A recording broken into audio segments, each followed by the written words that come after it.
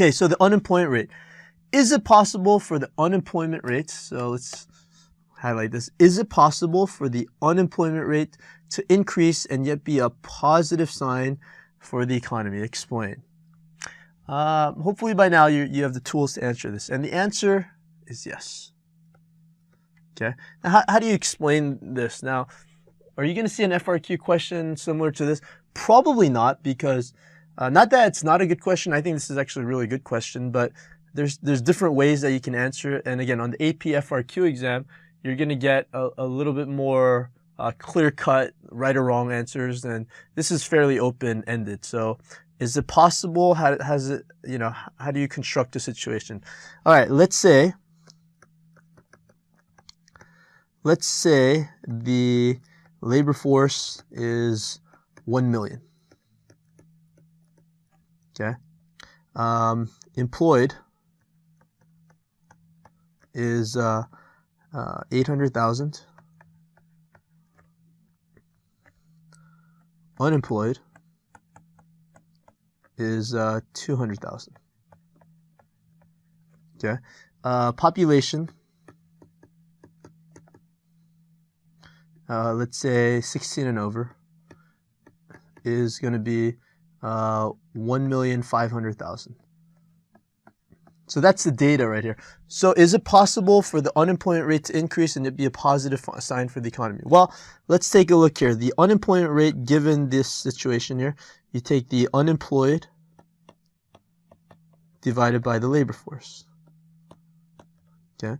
So you end up having an unemployment rate of 200,000 divided by the labor force 1 million, right? So unemployment rate is 20%.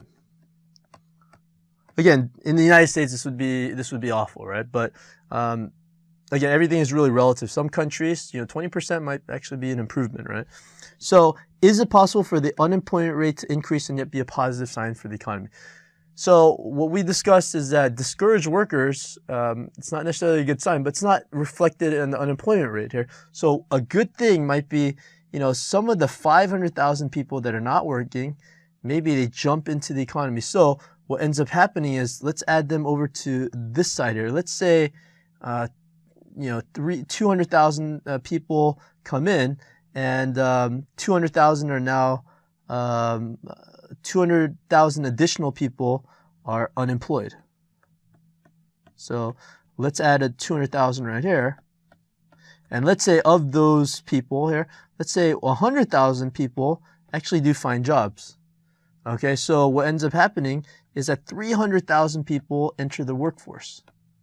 So the labor participation rate increases from 1 million over 1.5 million, which is 67%. Now you have 300,000 additional people that came in. So now you have 1.3 million over 1.5 million. So the labor force participation rate increased. So that's definitely a good sign. So the labor force participation rate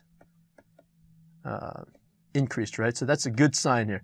But not only that, is it a positive sign for the unemployment rate to increase? So clearly, the unemployment rate went from 400,000, but now you add to the denominator, you have 1.3 million. So the unemployment rate is now going to be 4 over 1.3 times 100 here. So or 4 over, not 1.3, 4 over 13. Okay, now again, this is going to be a rough estimate here, so I'm not going to, so maybe roughly 28%. So the unemployment rate went up by 8%. So if you were only fixated on the unemployment rate, then this is a terrible sign for the economy.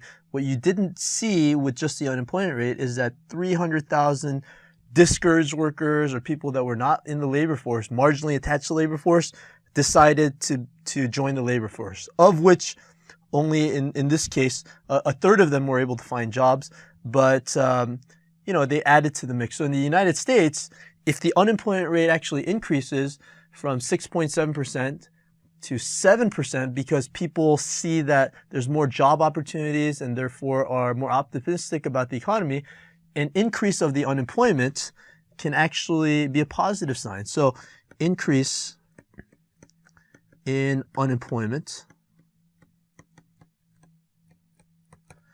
could be a positive sign for the economy. Now again, that being said, would I rather have a higher or lower unemployment? Again, the operative word here is could. Obviously, it's better if you have more people in the labor force with jobs, but again, that's the first step. And so when you just see the headline figure of unemployment rate going up or down, that's generally not enough. It's the context. So it's knowing what is unemployed, employed, was the labor force participation rate, how many discouraged workers. It's all about context, right? And so let's say, let me give you kind of the reverse example. If, for example, the President of the United States, President Obama anointed me as the job czar. So forget about the political process. I am now in charge of all the jobs in the American economy, right? Let's say I'm not subject to any government scrutiny.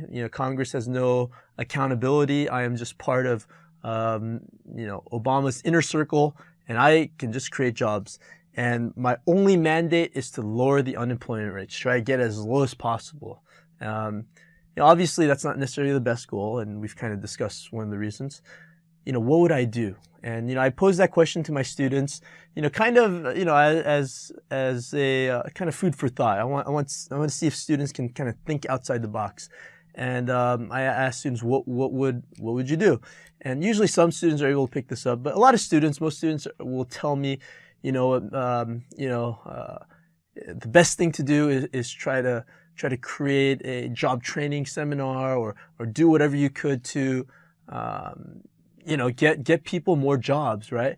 And basically it goes along that type of argument. But again, the way I look at it, if my only goal, and again, based on the way that the government calculates unemployment rate, if my goal is to reduce unemployment, what I would do is I would gather as many people into all the stadiums across the United States, and I would hire the anti-motivational speaker. So instead of telling them that they could get a job, I would hurl insults at them and say, you can't find a job.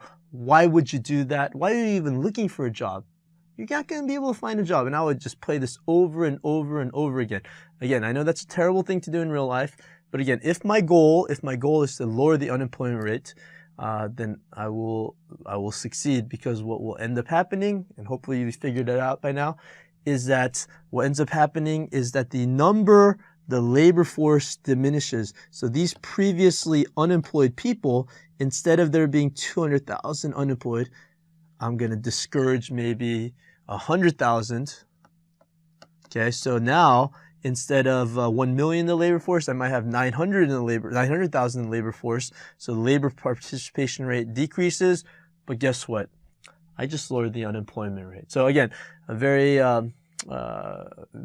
terrible way to reduce unemployment. But again, if the goal, and again, this is probably not the best goal to have as an economy, if the goal is simply to reduce the unemployment rate, then you're not going to get the best way to get an economy moving again. Again, taken as a piece of the entire economic data, in addition to real GDP, nominal GDP, GDP per capita. If you're seeing inflation measures going down, unemployment going down, new jobs being created, then you get a better sense of the economy. But again, the unemployment rate itself is not going to be the most accurate measure of how the economy is doing. Thank you for watching Educator.com.